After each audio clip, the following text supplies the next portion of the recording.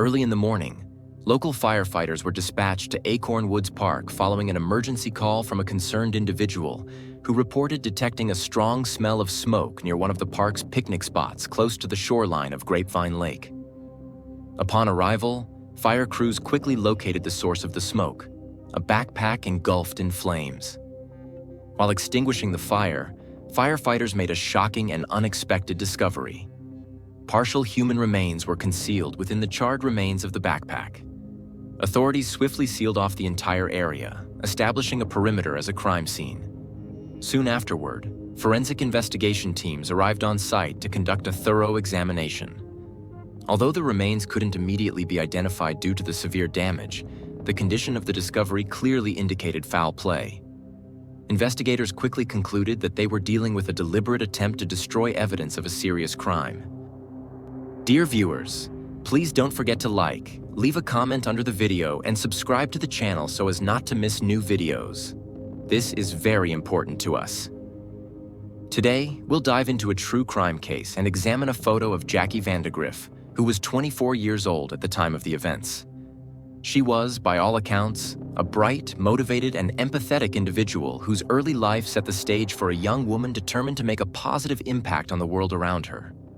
Born into a family that valued curiosity and compassion, Jackie spent much of her childhood in a tight-knit household where open dialogue, encouragement to explore a wide array of interests, and a strong sense of community engagement were all part of everyday life.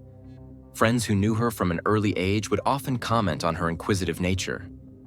She never seemed satisfied with the superficial explanation of anything, whether that was a simple recipe her mother was preparing or a more complex scientific phenomenon she read about in a book from the local library. This inherent curiosity ultimately blossomed into a keen passion for health and wellness, an area that would define much of her focus in later years.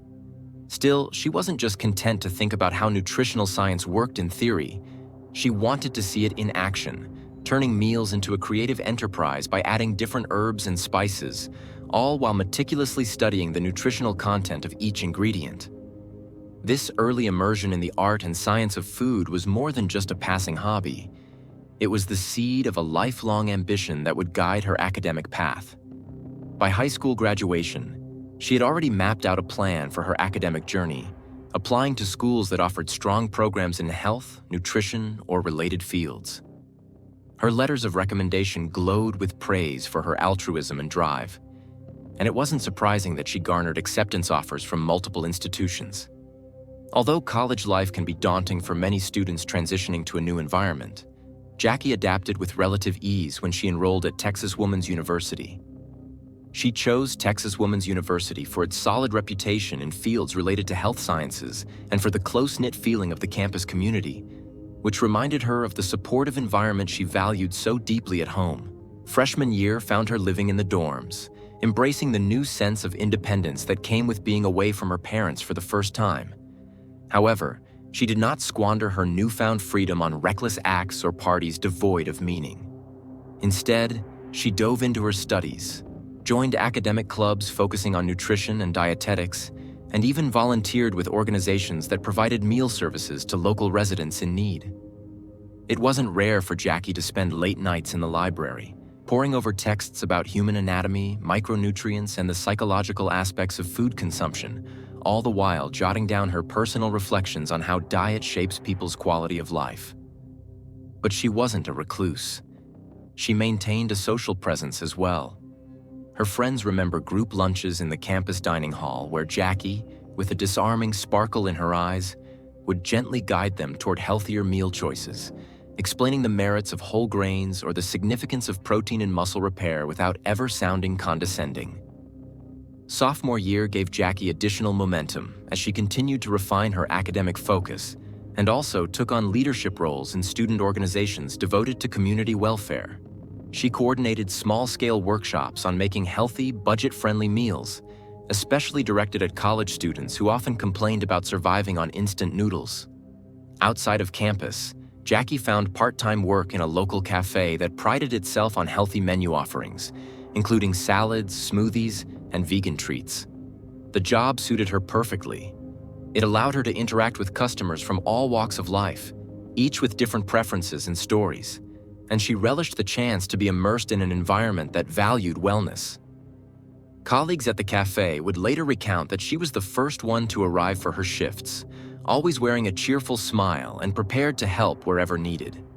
Throughout these formative college years, Jackie also kept a close bond with her family. She phoned her parents regularly to share updates about her classes and campus events, and she even scheduled weekend visits home when her workload allowed. In the fall of 2016, Jackie Vandergriff was settling into a comfortable rhythm in Denton, Texas, balancing the demands of her rigorous academic schedule with her part-time work at the cafe and her ongoing desire to share her passion for nutrition with anyone who seemed open to it. Jackie typically relished this fresh start to the semester. It meant a new crop of classes to challenge her intellect, additional volunteer opportunities to explore around campus, and ample chances to meet people who might one day become colleagues, mentors, or dear friends. On one particular Tuesday afternoon that September, she'd spent most of the day juggling obligations. She had an early lecture on the fundamentals of dietetics, followed by a lab session where she assisted her professor in demonstrating a few cooking techniques for cost-effective meal preparation. Later, she headed to her part-time shift at the Healthy Eats Cafe off campus. By the time her shift ended, Jackie felt both tired and exhilarated. She thrived under that sense of productivity and personal connection. That Tuesday night, she decided she could spare a couple of hours to unwind in a more public setting. Jackie had a friendly acquaintance, a fellow student who lived in the same dorm building, who had suggested they head out for a casual drink at a local bar in Denton known for its welcoming atmosphere and decent playlist of upbeat music. Jackie rarely ventured out on a weeknight, preferring to keep her early mornings free for studying or volunteering. But she thought it might be a nice change of pace, especially given she didn't have a demanding schedule the next morning. So, after freshening up, she met her dorm neighbor in the hallway, and the two caught a ride to the lively bar scene near the university. This was no raucous nightclub. It was more of a relaxed hangout spot where students could chat over reasonably priced cocktails or local craft beers. Jackie, being more mindful of her dietary choices, usually opted for something simple. It was around 9:30 in the evening when they arrived, the bar's sign glowing under the street lamp. She made a mental note to call her mom back the next day. At some point that evening, another small group of patrons seated at the bar struck up friendly conversation with them, one of those spontaneous interactions that sometimes happen in college town hangouts where everyone's looking to meet new people. Among that group was a man slightly older than Jackie, later identified as Charles Bryant. He seemed pleasant and talkative at first glance, asking questions about the university, the local nightlife, and sports. Jackie's friend mentioned that it was unusual to see him in a place so dominated by the college crowd, though she didn't initially sense anything particularly alarming about him. Jackie, who had a wide comfort zone when it came to chatting with strangers, especially if they showed an interest in health, nutrition, or just life in general, engaged in polite conversation. Bryant mentioned he had attended a local college some years back and still liked to come to Denton for the bars and music. He complimented the city's energy, describing it as creative and free-spirited, a place he enjoyed escaping to from time to time. Bryant didn't say much about his own life beyond a few vague references to local businesses and a past relationship he hinted had ended badly, but Jackie was not the type to pry. To outside observers, it might have seemed like a normal night in a college town. Students mingling, strangers forging fleeting connections, laughter amid clinking glasses. Around this time, Jackie's dorm friend received a text from another group of acquaintances who were heading to a different venue, so she excused herself, urging Jackie to join if she felt like it. Jackie declined, explaining that she might hang out a bit longer or possibly head home soon. Her friend gave her a small wave and said, "Text me if you want me to swing back for you," and then merged into the crowd. Now accompanied by Bryant's group, Jackie apparently continued the conversation, though no one knows exactly what words were exchanged as the night wore on. Some eyewitnesses at the bar would later recall seeing Jackie and Bryant talking in a friendly manner, perhaps even leaning in to hear each other over the background noise. Others remembered that the small group had partially dispersed, leaving Jackie and Bryant to chat alone. The bar's security cameras, though not capturing audio, showed them switching from the back table to a couple of stools near the bar, ordering additional drinks. Jackie's posture was relaxed, her usual open demeanor suggesting she felt comfortable enough. not threatened or uneasy. Around midnight, phone records and witness statements indicated that Jackie might have sent a couple of text messages to a friend, referencing the fact that she was at the bar with new people and might join her friend's group soon if time allowed. There was nothing in those messages to suggest fear or alarm, just Jackie's typical courtesy of keeping people updated on her whereabouts. Closing time at the bar approached. Denton bars often shut their doors around 2 a.m. During that final hour, bartenders started to do their routine checks, making sure no one was getting overly intoxicated. Jackie's face was still illuminated by the neon lights and the occasional flicker of her phone screen as she typed. Several witnesses remembered her parted from Bryant's group for a short while, possibly to charge her phone near the bar or chat with someone else. Then, toward the end of the night, the security footage revealed Jackie and Bryant leaving together. The next morning, Jackie's friends noticed her absence in classes and tried reaching her via text. At first, it wasn't entirely alarming. Students occasionally overslept or had to skip for personal reasons. But as the day progressed, unanswered texts started to worry her closer acquaintances. Her mother's calls also went straight to voicemail. A few of Jackie's friends assumed she might simply be extra busy, or maybe she was volunteering somewhere off campus. However, as evening arrived, concern grew. By late Wednesday, the rumor mill around campus started churning. Someone mentioned that earlier that morning, there had been police activity in a park near Grapevine Lake, Acorn Woods Park, about a half-hour drive away from Denton. A small group of Jackie's classmates who were particularly worried about her well-being tried contacting campus security, noting that it was uncharacteristic for Jackie to be out of touch for so long. Meanwhile, Jackie's mother, extremely uneasy, reached out to local authorities, asking if there had been any accidents or arrests that might have involved someone matching Jackie's description. No definitive information came forth immediately, but a sense of dread amplified by vague, swirling rumors that a body had been discovered in the vicinity of Grapevine Lake. What actually transpired in those early hours of the morning, after Jackie left the bar with Bryant, remained unclear for quite some time. Investigators would later piece together partial timelines through phone records, additional surveillance footage from nearby establishments, and digital footprints on social media. What they discerned was that around 2:30 a.m., someone had used Jackie's phone to access a social media platform. The nature of this activity was ambiguous, possibly an attempt to post an update or check messages. That brief window of phone usage would prove significant later in the investigation, though at the time, no one except law enforcement had any hint of its importance. Notably, no further texts or calls appeared to have been made from Jackie's phone after that. An even more harrowing revelation came when local firefighters responded to a small blaze at Acorn Woods Park early that same morning. Someone had called in to report the smell of smoke near one of the park's picnic areas, not far from the shoreline of Grapevine Lake.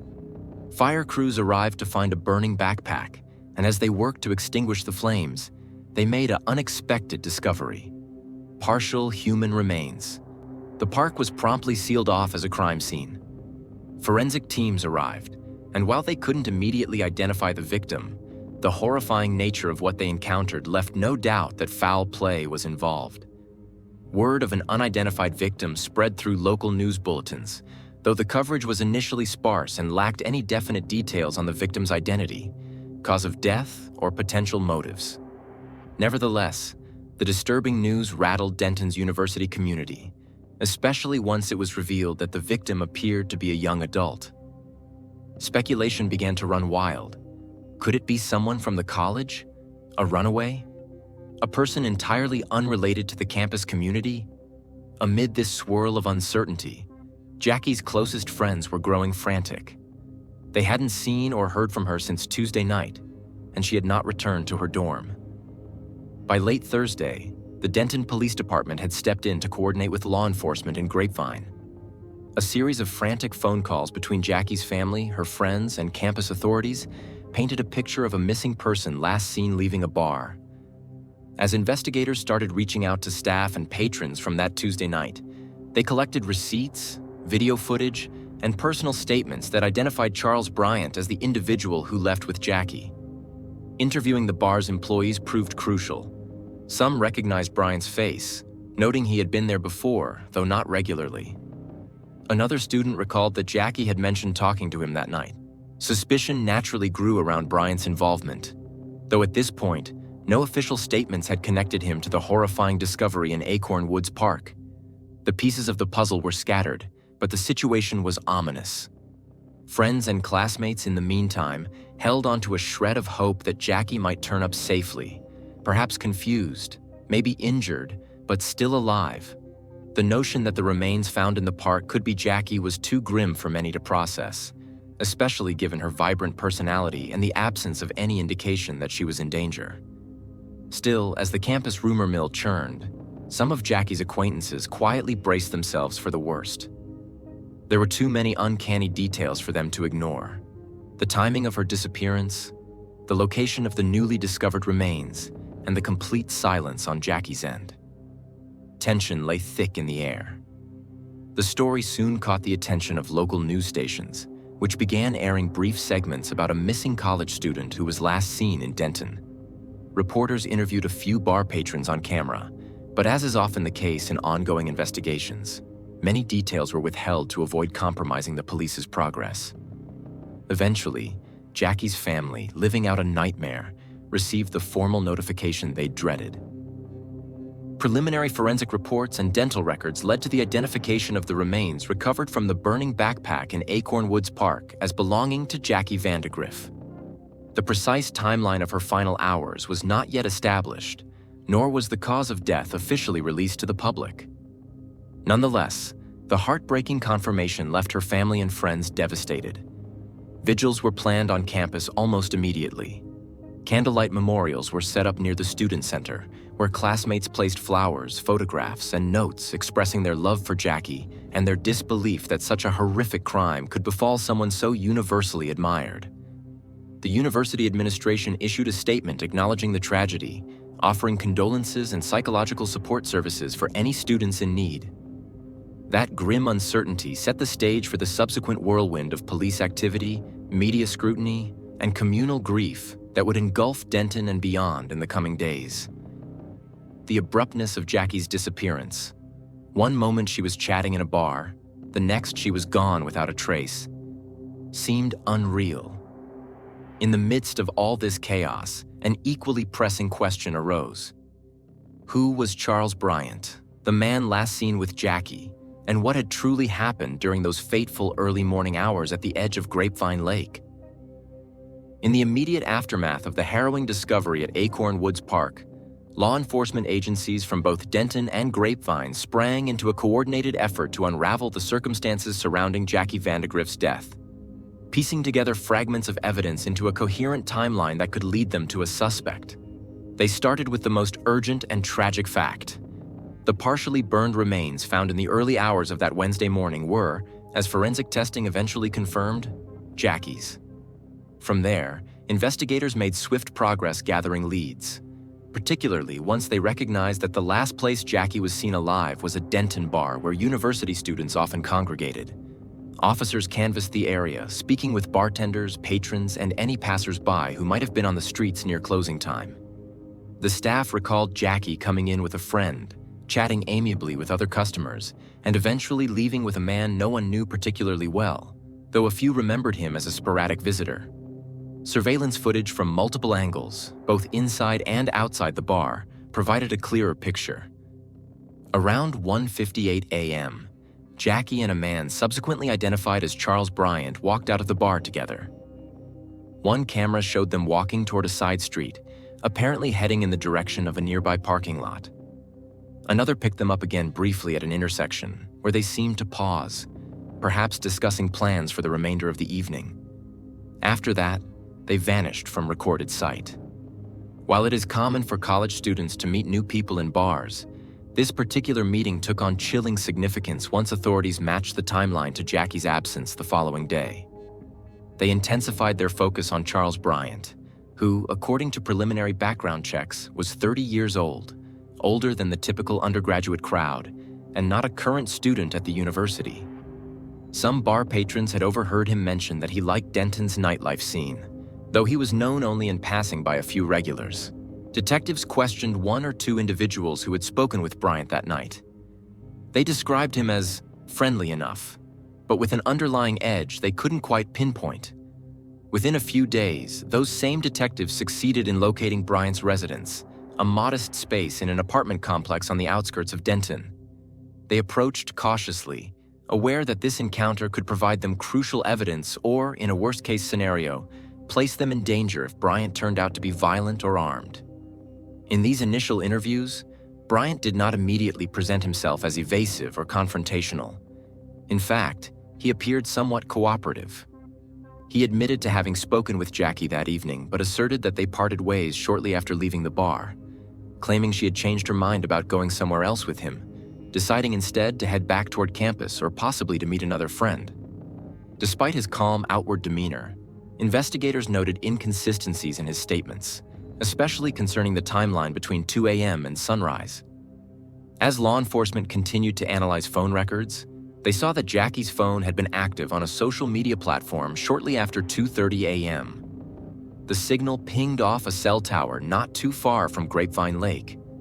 This discovery dealt a significant blow to Bryant's claim that Jackie had ended their interaction near the bar.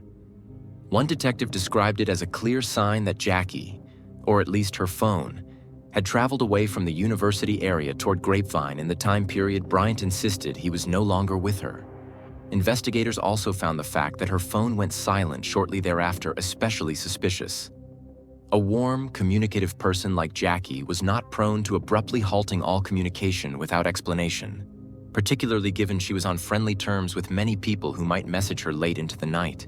That phone record detail, combined with a few other data points, such as surveillance footage from a gas station between Denton and Grapevine that appeared to show a car resembling Bryant's, began to solidify a crucial link between Jackie's disappearance and Bryant's possible involvement. However, law enforcement needed more than speculation and digital breadcrumbs to make a formal arrest, so they set out to gather as much corroborating evidence as possible. One step involved analyzing any digital footprint Bryant might have left. Police acquired warrants to examine his phone and social media history, sifting through calls, texts, and location data that could anchor him at the park where Jackie was found. Early findings revealed that Bryant's phone had either been turned off or put into airplane mode for a conspicuous window of time in the same early morning hours that Jackie's phone last recorded activity. Investigators interpreted this as a potential attempt to hide his movements, or else at least cut off digital traces. They also discovered that Bryant had conducted a number of internet searches that, in context, raised eyebrows. Queries about disposal methods, fires, or other grim subjects. While individuals might search for odd topics out of pure curiosity, the time and date stamps of these searches, combined with Jackie's time of death, struck the detectives as far too coincidental. Moreover, in re-interviews, bar personnel who saw the two together contradicted certain parts of Bryant's initial story, especially the assertion that Jackie had left him within minutes. Witnesses recalled them both still present more than half an hour after Bryant claimed she was gone. Slowly but steadily, a pattern of deception on Bryant's part began to take shape. As the investigation deepened, a darker profile of Charles Bryant emerged. According to law enforcement, he had a prior history of troubling behavior, including one or two run-ins that didn't initially appear serious enough to merit strict legal consequences. Neighbors mentioned they had found him standoffish and temperamental, but never overtly dangerous. Nothing that screamed immediate threat. Yet an ex-girlfriend of Bryant's stepped forward, alleging that he had once exhibited obsessive or even stalker-like tendencies, going so far as to threaten her when she tried to sever ties. Detectives interviewed the ex-girlfriend thoroughly, looking for parallels in Bryant's reported behavior and his more recent interactions. Even though her testimony was largely anecdotal, it underscored a possible capacity for harm lurking beneath Bryant's seemingly casual facade. The question now was how to connect these past behaviors concretely to Jackie's final hours. Forensic teams were also busy scrutinizing the remains discovered at the park, analyzing physical clues like soil and vegetation samples, ashes from the burned backpack, and even footprints found near the scene. Although the area around Grapevine Lake was often frequented by joggers, families, and late-night visitors, the part of Acorn Woods Park where Jackie's remains were discovered was relatively secluded. The soil composition there was distinct enough to cling to certain types of shoes. Investigators eventually sent soil and ash samples to specialized labs, hoping to match them with anything recovered from Bryant's possessions or vehicle. Meanwhile, a separate branch of forensic investigation sought to ascertain the precise cause of Jackie's death and whether it had taken place on the site or if she had been transported there post-mortem. The initial findings, cloaked in official secrecy, pointed to homicide, though the full autopsy report took time to complete. Authorities dripped out only small amounts of information to the public. They refrained from releasing the explicit details, aware that holding certain facts back could help them identify genuine leads versus false confessions or sensational tips.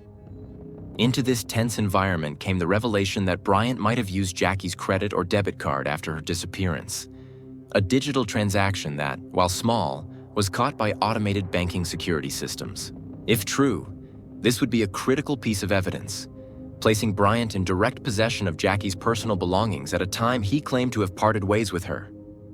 Detectives tracked the purchase to a convenience store not far from Grapevine, obtaining the store's surveillance footage as well. Though the footage itself was somewhat grainy, it captured an image of a man strongly resembling Bryant at the exact moment of the transaction.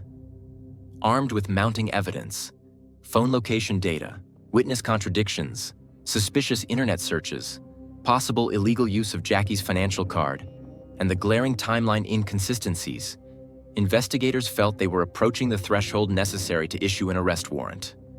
District attorneys worked closely with the police, ensuring that they could build a strong enough case to secure a charge that would stick, rather than relying on circumstantial evidence alone. The final piece of the puzzle, or at least the one that sealed Bryant's fate in the eyes of law enforcement, arrived when forensics matched linked items found at Bryant's apartment to the park scene. Investigators had seized several pieces of clothing, shoes, and cleaning supplies during a search of his residence. Streaks of a suspicious substance on one pair of shoes were confirmed to be consistent with the soil type in Acorn Woods Park, and there were faint traces of what might have been human biological evidence on them. Additionally, investigators found a half-empty container of lighter fluid tucked away in a closet. While not a crime in itself to own lighter fluid, the timing and context, especially the presence of a partially burned backpack at the crime scene, pushed detectives to interpret it as part of a larger effort to destroy evidence. At this juncture, law enforcement felt confident they had enough probable cause to place Bryant under arrest. They located him once again, this time at a local gym where he claimed he was trying to maintain his routine amid the swirling rumors and accusations. The arrest was reportedly uneventful from a physical standpoint. Bryant surrendered quietly, accompanied by the tight-lipped stares of onlookers who had no idea what was unfolding in the small lobby area that day. Soon thereafter, a formal announcement was made to the public. Charles Bryant had been arrested and charged with the murder of Jackie Vandergriff, along with separate counts related to tampering with evidence. With Bryant behind bars, investigators set about finalizing their case and preparing to turn over reams of documentation to the prosecution team. They had phone records, forensic analyses, witness statements, digital footprints, security footage, and more. Each piece of the puzzle, when viewed in isolation, might have remained inconclusive, but taken together, they painted a damning portrait of premeditation and violence. The evidence suggested that after leaving the bar, Bryant had driven Jackie to or near the park, where he ultimately ended her life and attempted to conceal his actions by destroying the evidence. In the eyes of the public, the next step, the trial, held the promise that justice might be served, that the full truth would emerge in court. Yet even that hope came tinged with sadness, for no verdict or sentencing could ever restore a life so abruptly cut short. Nevertheless, the moment Bryant was taken into custody, the city of Denton felt a collective exhale as if the worst immediate threat had been contained. The stage was now set for the legal battle ahead, and while the arrest answered one urgent question, who likely killed Jackie, it opened a dozen more about why it had happened. During the months leading up to Charles Bryant's trial, speculation ran high throughout Denton, with prosecutors working meticulously to ensure that Jackie Vandergriff's killer faced the full force of the law. They curated a formidable case from digital forensics, eyewitness accounts, and physical evidence tying Bryant to both Jackie's disappearance and the horrific scene in Acorn Woods Park.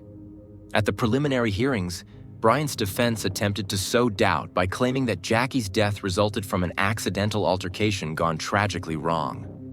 Despite these efforts, the evidence suggested a far more deliberate act. Investigators presented detailed cell phone records indicating that Bryant traveled toward Grapevine Lake with Jackie, plus surveillance footage showing him purchasing lighter fluid in the hours before the remains were discovered. Experts testified that the injuries Jackie sustained could not have arisen from a mere accident, and they painted a vivid picture of Bryant's attempts to conceal his guilt. During the trial, the prosecution employed a methodical narrative to demonstrate Bryant's intent. They detailed his suspicious internet searches, his possession of Jackie's personal belongings, and his documented lies to law enforcement. After extensive deliberations, the jury found Bryant guilty of murder and evidence tampering. The judge, referencing the heinous nature of the crime, sentenced him to life in prison without the possibility of parole for the murder charge, along with additional time for the tampering conviction.